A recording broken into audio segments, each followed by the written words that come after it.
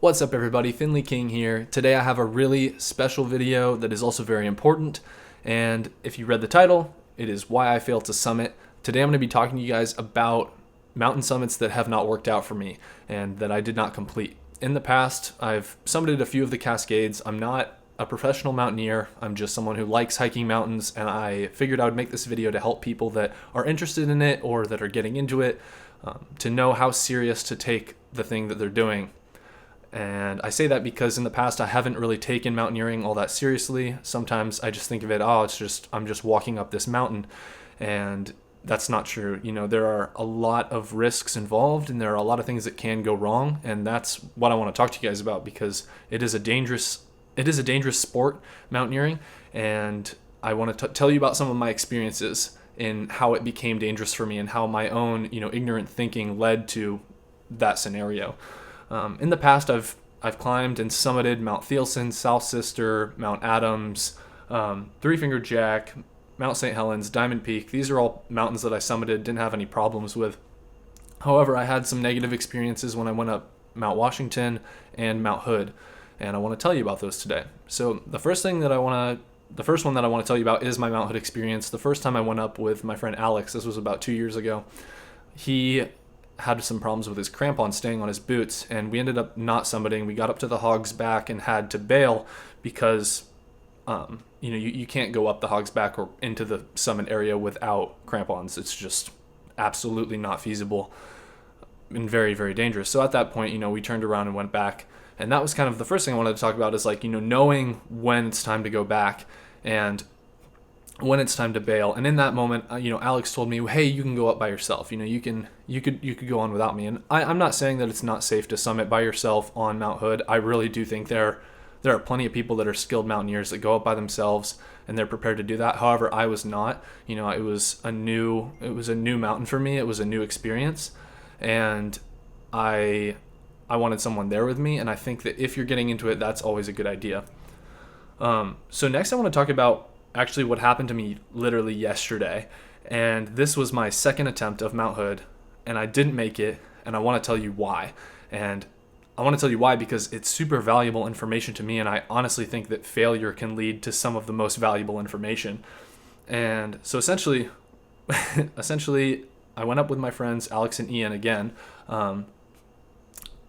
and we got up at about 2:40, I think, and we didn't end up leaving until about 4:45, but that was okay. There were a lot of people that were also going up about the same time, and I had my snowboard strapped to my pack, had a little bit of extra weight. I was pretty nitpicky with everything that I brought. I thought that I brought a good amount of stuff. I felt like before this I was in really good shape and I was ready to go. However, the first mistake that I made was that I didn't eat beforehand. I thought, okay, I'm early in the morning, I'm still running on calories from last night. I don't think this is a good move, especially when it was really, really cold. It was, in the 20 degrees. There was a bit of a wind chill, not too much wind yesterday though, which was good, but make sure you eat food beforehand and, take periodic breaks for yourself. I made the mistake of not asking for a break earlier. Alex kind of went out, he just acquired a split board, and he went out kind of fast, and I mean, not even fast. Like I really was kind of dragging straight from the get-go, but he set a faster pace than I would say that I was comfortable with, and I just kind of let him do it. I said, okay, well, we'll stop eventually, and we didn't really take a full-on break until about 2 hours in, until we were at the top of Palmer. Palmer is one of the ski lifts. It's the ski lift that goes all the way up, well, not all the way up, but very, very high up on the mountain, about like 8,500 feet, 8,000 feet. Don't quote me on that. I don't know how high it actually is. And in that time, I had not been drinking water. I was just kind of mobbing, I was in the mindset of like, all right, gotta go, go, go. And I think that I ended up getting dehydrated because I didn't take a break when I needed it. I just kind of decided I was going to push through and it was going to be fine. And I'd say in like a regular workout environment, this would work. If I'm out running or something and I want to push my body really, really far, that's fine. But when you're pacing up a mountain, when it's as cold out as it is on Mount Hood, that's not something you can do. And essentially, I'm not 100% sure what actually, all came together and did me in, but I believe that I actually got an onset of hypothermia because my base layer was just 2 polyester t-shirts, and then followed by 2 fleece jackets and 2 fleece jackets and then a down jacket.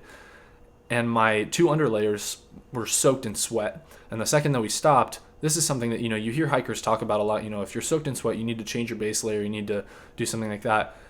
But the thing is, I was so cold when I stopped. I was so dehydrated that the cold just zapped me almost immediately.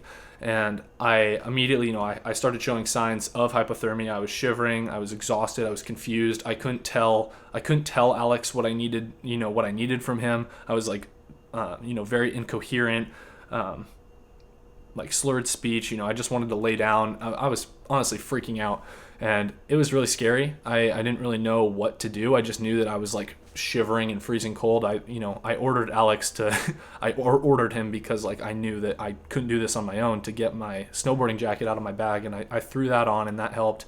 Ian was really helpful and, you know, gave me some hand warmers and was like rubbing my back to like warm me up.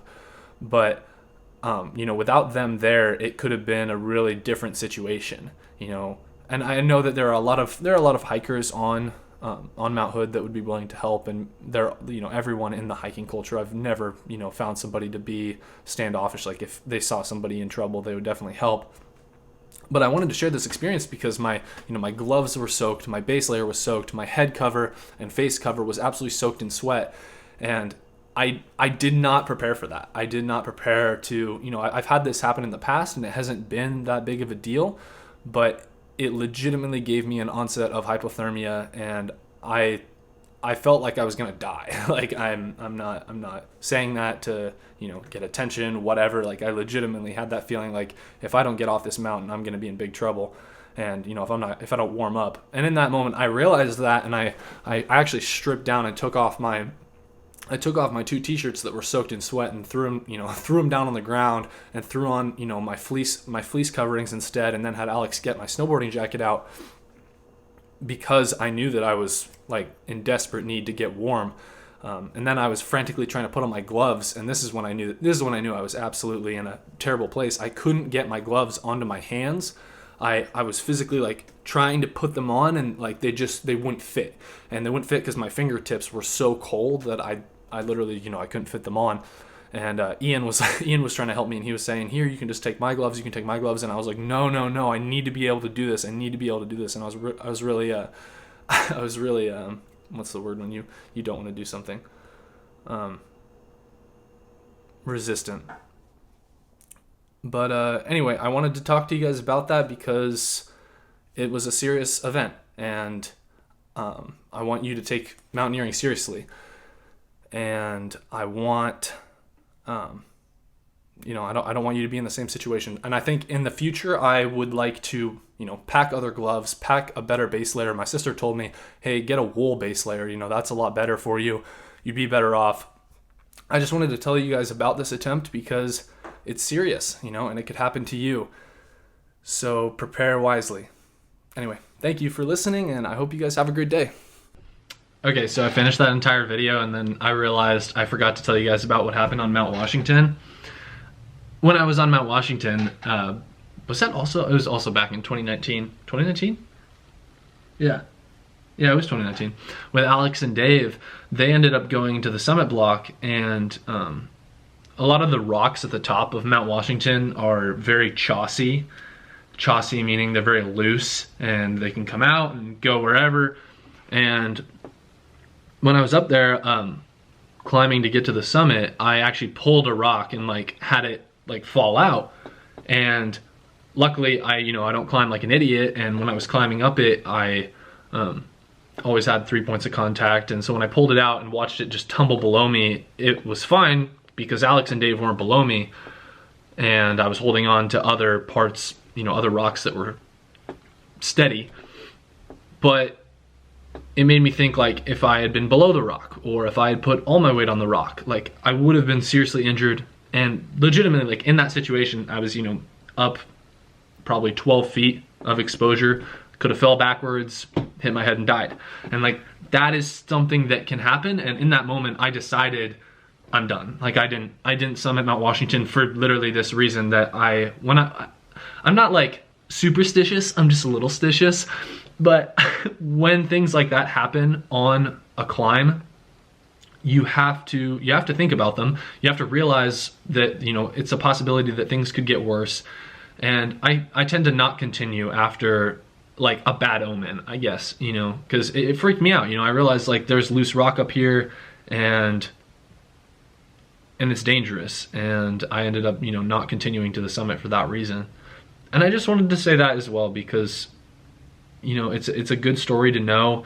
It's good to know when to go back when you're attempting these things, when you're summiting. I'd say the only summit that I probably should not have done that was very sketchy was Three Finger Jack, but I feel like I've grown my prefrontal cortex a bit more since then. That was back in 2018, and I make better decisions as far as my life goes because I don't want to die.